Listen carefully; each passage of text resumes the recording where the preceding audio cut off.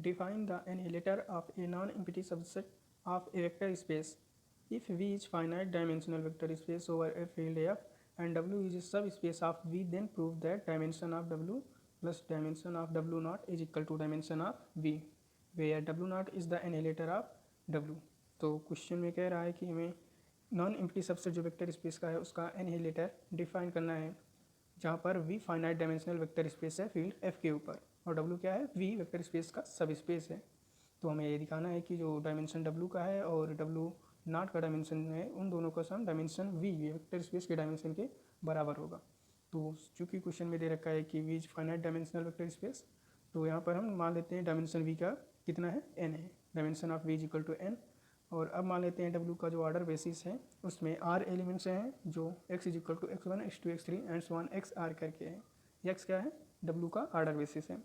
तो चूँकि इसमें R एलिमेंट्स हैं इसलिए इसकी डायमेंशन क्या हो जाएगा, R हो जाएगा। Dimension of W is equal to R। चूँकि ये linearly independent subset of vector space V, जो V का सबसेट है ये लीनियरली इंडिपेंडेंट है, इसलिए इसको एक्सटेंड कर सकते हैं V का बेसिस बनाने के लिए। एक्सटेंशन थ्योरम से, from theorem of extension we can extend the subset of V to make the basis of V।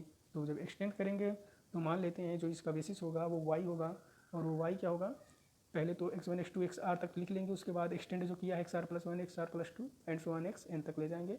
ये क्या होगी, ये V की ऑर्डर बेसिस होगी।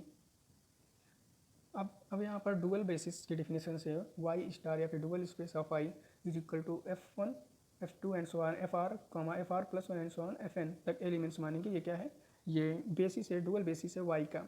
y क्या था, एक्सटेंड करने के बाद जो बेसिस बनी थी v की उस वो था, तो उसका ये डुअल बेसिस है y स्टार, जिसमें elements f1 f2 fr plus 1 and so on fn है। अब हम मानते हैं कि जो डुअल बेसिस है इसका कोई एक सबसेट यस है जिसमें एलिमेंट्स जो एक्सटेंडेड एलिमेंट्स थे वो एलिमेंट्स बिलोंग करते हैं। Let x is equal to fr plus 1 fr plus 2 and so on fn which is belongs to a subset of v star means dual basis. अब claim यहाँ पर है कि s को हमें दिखाना है कि w नॉट का सबसेट है, w नॉट एनिहिलेटर का सबसेट है s। तो चूँकि s W नॉट का सबसेट हमें दिखाना है तो मानते हैं W से कोई एक एलिमेंट x बिलोंग कर रहा है, let x belongs to W। तो from definition of dual space x is equal to, चूँकि x W से बिलोंग कर रहा है और जो उसकी बेसिस थी जिसमें एलिमेंट्स थे x1 x2 and so on xr, ये भी W से बिलोंग कर रहा था, इसलिए जो अभी हमने माना है कि x W बिलोंग कर रहा है वो बेसिस जो W का उसकी लीनियर कम्बिनेशन के बराबर होगा। तो x is equal to alpha 1 x1 plus alpha 2 x2 plus and so on alpha r x r लिख सकते हैं लीनियर कम्बिनेशन के फॉर्म में। अब f r plus definition of annihilator के जो होती है कि f of s is equal to 0 होता है, जहाँ पर एफ बिलोंग करता है हमारा वी से और एस बिलोंग करता है कैपिटल एस से। तो वही कह रहा है कि f r plus 1 x i f r plus 2 x i and so on f n x i is equal to 0। ये कहाँ से, ये डिफिनीशन ऑफ एनिहिलेटर। तो अब यहाँ पर f r plus 1 x is equal to alpha 1 dot f r plus 1 x plus alpha 2 dot f r plus 1 x 2 plus and so on alpha r dot f r plus 1 x r. क्यों, क्योंकि उसके जो x1 से लेके x are तक थे वो सारे एलिमेंट्स 0 हो जाएंगे हमारे, इसलिए क्या बचेगा, f r plus 1 x is equal to alpha 1 dot f r plus 1 x and so on alpha r dot f r plus 1 x r. तो अब एनिहिलेटर की डिफिनेशन अभी हमने बताया कि क्या होता है, f r x is equal to f of s is equal to 0, तो f r plus 1 x is equal to 0 हो जाएगा। तो इस तरीके से एफ आर प्लस 1 बिलोंग कर रहा है एम्प्टी सेट जो था W नॉट इससे। तो सिमिलरली जब हम एफ आर प्लस 2 के लिए देखेंगे तो f r plus 2 of x is equal to 0 हो जाएगा। एफ आर प्लस 3 के लिए भी 0 होगा and so on f n के लिए जब निकालेंगे तो उसकी वैल्यू भी 0 आएगी, f n of x is equal to 0। और ये सब पास बिलोंग करेंगे, ये एम्प्टी सेट जो W नॉट उससे बिलोंग करेगा। तो इस तरीके से सारे एस जो हैं, एस के एलिमेंट्स जो है W नॉट से बिलोंग कर रहे हैं, तो हम कह सकते हैं कि एस क्या है, W नॉट का सबसेट है। तो हमें ये दिखाना था कि एस जो होगा वो W नॉट का सबसेट होगा। तो यहाँ पर ये प्रूव हुआ कि एस किस तरीके से W नॉट का सबसेट होगा। अब हमें ये दिखाना है कि एस जो है W नॉट की बेसिस, एस को हमने W नॉट का सबसेट दिखा दिया। अब हमें दिखाना है कि एस जो होगा वो W नॉट की बेसिस होगी।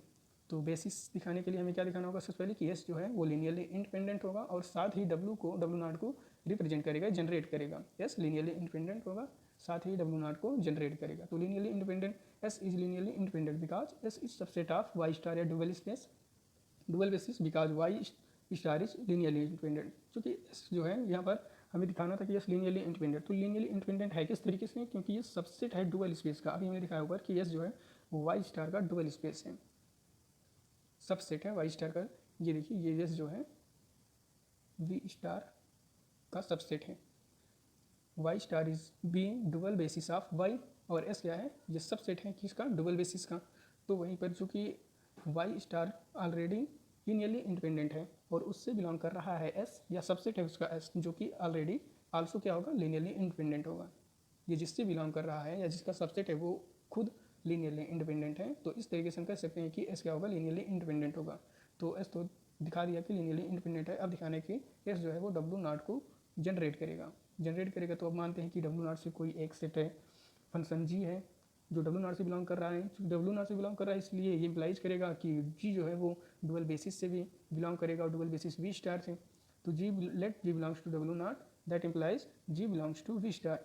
अब इसको हम लिख सकते हैं g of definition of annihilators की थ्रू अभी हमने बताया क्या होगा, g belongs to v star और s belong to capital s. Then हम लिख सकते हैं g of s is equal to zero या फिर g of x i is equal to zero.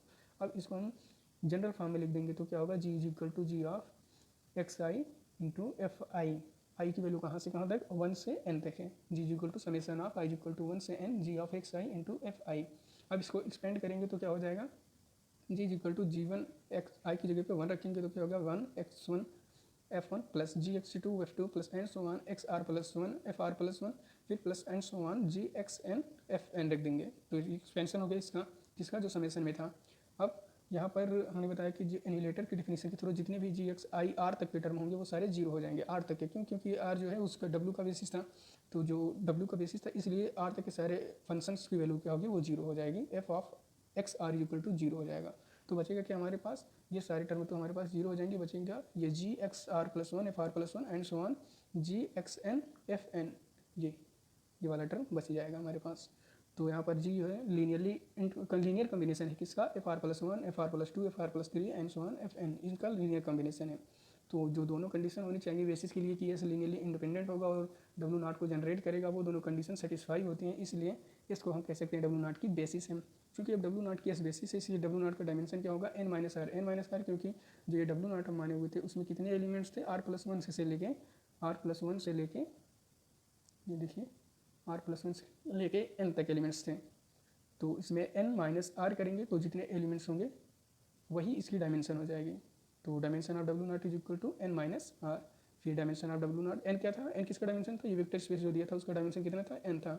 r क्या था, ये जो w था जो उसकी बेसिस x थी उसमें कितने एलिमेंट्स थे, r, इसीलिए हमने कहा था उसकी डायमेंशन क्या हो जाएगा r। तो dimension of W not is equal to dimension of W not is equal to dimension of v minus dimension of w, या फिर dimension of W plus dimension of W not is equal to dimension of V. यही हमको prove करना था कि जो dimension W है और जो एनिलेटर है डब्ल्यू नॉट उसका डायमेंशन, उन दोनों का सम जो है डायमेंशन ऑफ वी के बराबर होगा।